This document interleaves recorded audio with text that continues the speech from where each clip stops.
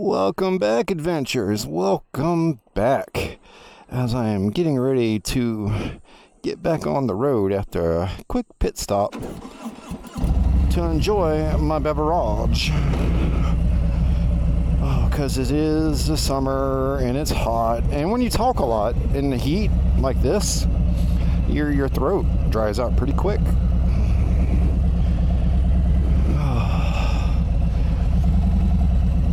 This is a nice little stop. More of a places times move past on, I guess. Chimneys in the wood kind of shit. Know what I'm saying?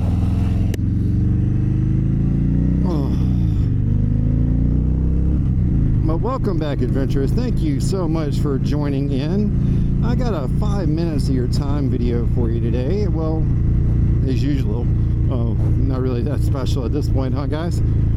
But 5 minutes of your time, and this one is about video games I never beat. This comes to my mind because of watching Shade Tree Surgeon. A lot of his videos, they use audio clips and such from older video games, the video games I grew up playing. And then it dawned on me, there is a great deal of video games that I played as a kid that I never got the chance to beat. Either because the console and the game didn't work right all the time, so my patience with it went out the window, or what. But either way, there was a lot of games that I didn't beat.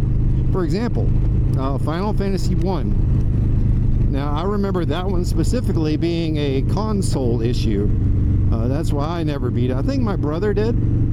He was one of those 80s, 90s kids, Nintendo Power, getting all the hints and tips and the how-tos and how-not-tos. So he was in on all that information. He was more of a gamer nerd than I was a gamer nerd. Don't get me wrong, I enjoyed my games, but my patience with them is very short-lived. And then in short order, most of the Legend of Zelda games I did not beat from the original NES. Now, when the Super Nintendo came out, I think Final Fantasy 2 was also on the NES. Now, if I remember correctly, that's the one that had the first introduction of the airship. I may be off on that, but I didn't beat that one. My brother did. I did watch him beat that one. But Final Fantasy 3, I did beat that. And I actually played it a couple times after that because I really enjoyed how Final Fantasy 3 played through.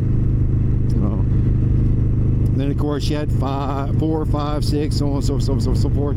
Well, I didn't play any of them past 3, except for Final Fantasy Tactics. I did play that. That was a fun game. But like I was saying, none of the Legend of Zelda games until the one that came out on a Super Nintendo, where you had the little mirror thing. You know what I'm talking about, guys.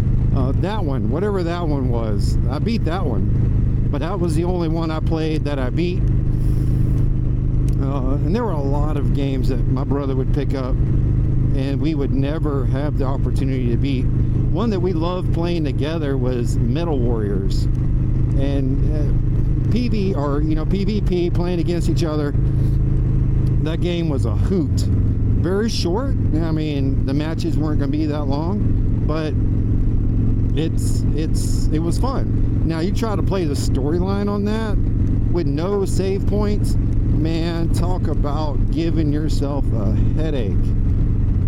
You will go frustrated trying to beat that game, and we never did. Even though I played it for hours and hours and hours, I never whooped that game's ass. Oh. And then when you introduce games on like the Sega Genesis, when I started playing like Sonic the Hedgehog, I never beat it. In fact, I don't think I beat hardly any of the games I played on Sega Genesis. I can't really think of one that I did win and actually played all the way through. Is that sad? I don't think it's sad. I don't think so. No, we're going to say it's not. But then, the Sony PlayStation comes out, right? And one of the games my brother gets for that is, of course, the Final Fantasy games. And I hated how the original, I think it was Final Fantasy 9 played. I watched my brother play it. I tried it for a very short spell, but was not a fan. Sorry about that. Oh. But he got a game called Bishudu Blade. Bishudu Blade? I don't know how you pronounce it. That game was fun. Me and my brother would sit there and play match after match after match, trying to beat each other. And then we'd play on the PvE mode and play through a storyline. And we would just pick a new character and play through their storyline and unlock another one and unlock another one. And we actually got an award that we didn't know was in the game. If you play 100 matches against the same person consecutively, you get a special reward for like 100 matches fought or something like that. And it was pretty cool. We didn't realize that was there. Oh. But then there were some games that didn't really have an ending, right? Like Mario Kart. Now, I was a king at Mario Kart. Bernie will tell you, I love me some Mario Kart. And that's because that's how I grew up. When I couldn't go outside and play because it was too hard or weather was too bad, me and my brother would jump on Super Mario Kart and we'd dip those karts around those funky tracks, except for Rainbow Road. I hated Rainbow Road. You know what I'm saying, you know what I'm saying. But those kind of games brought me happiness because you didn't have to play against anybody. You didn't have to worry about this person doing something and that's why you didn't win, because the other person beat you, not the game. And then, of course, when you had wireless controllers come out, guys, you know, right?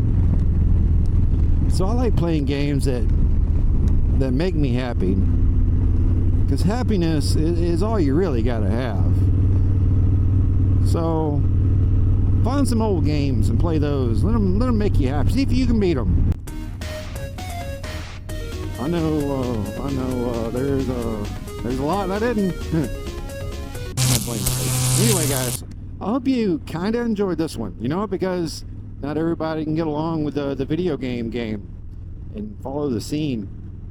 And there's a lot of games that most of y'all probably never heard of. Go check some out. See what you can download. See what you can play. I bet they're going to be a lot of fun. And you won't get as mad because some kid in Korea has been playing this on a souped up computer with 16,000 extra ways to do it. And that's all he does, so he just swamped you. Oh, it's you in the game. Finding out how to beat the game. Like the movie Pixels. Yeah, with Adam Sandler in it. That movie made me happy, watching Adam Sandler and his cast of folks. You know, he always brings an entourage. Going through and playing the different Atari style video games that I also grew up playing those. That made me happy. Happiness, like I said, is important. Happiness is what David and Cindy provide. Well, they don't provide happiness. What they provide is the opportunity for happiness. For the young men and women down in Tampa, Florida, have been aged up and out of the foster care system. Let me lay it out like this. It's your 18th birthday, day to celebrate. But for you, because you're a foster kid and in a foster kid mill, you understand that it's your 18th birthday, you are now homeless. And because your foster parents were nothing but millers, you weren't really taught anything. You weren't giving anything to give you hope, any tools for success.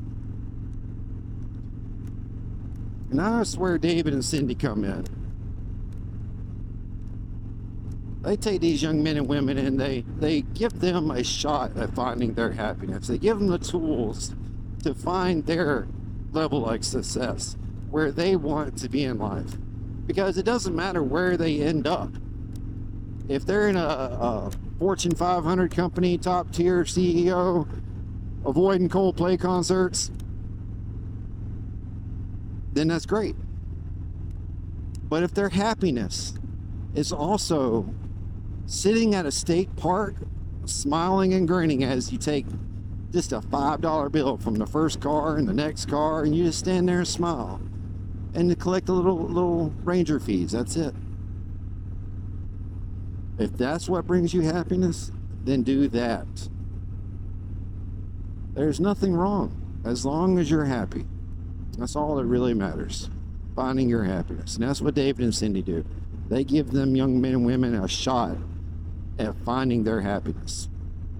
Now, don't take my word for it. Nay, nay, nay. Don't take my word for it. This October, the 23rd through the 26th, that is the year 2025, in case you're catching this video a little late. That can happen from time to time. Come on out to Tampa, Florida, Valrico specifically, for the Forgotten Angels Campout. It's the 10th year anniversary campout. There's going to be celebrities there, YouTubers of all shapes and sizes, fun folks, bad people trying to do good things in life. Come out, hang out with us, spend the weekend, see what Forgotten Angels is about, see the group it draws in, all behind them to do the same thing. Provide a shot at happiness for somebody. Remember, October 23rd to 26th. Come out and see us. Now, let's say you're in the market for a fur baby. Well, if you're in the market for a canine, Possum Southern Rescue is where I recommend you start. Possum Southern Rescue is a pet adoption, well, not pet, dog adoption organization. Every Saturday at PetSmart in Warner Robins, they have a doggy adoption where they adopt out young pups, old pups, pups that had to be surrendered for one reason or another, pups with ailments, dogs having dogs, mommy dogs, bottle pups, all sorts of pups looking for their forever home, their forever happiness. So reach out to them. See if you can foster a dog. Adopt one. Provide it a forever home. Our guys, gals, folks, creatures of all shapes and sizes. Buy the dog a bone. And on that note, I'm going to keep on cruising on this road as I shake the cobwebs off the Fat Bob. And I'm going to hit one of these back country roads here in a minute. All right, y'all. Y'all take care.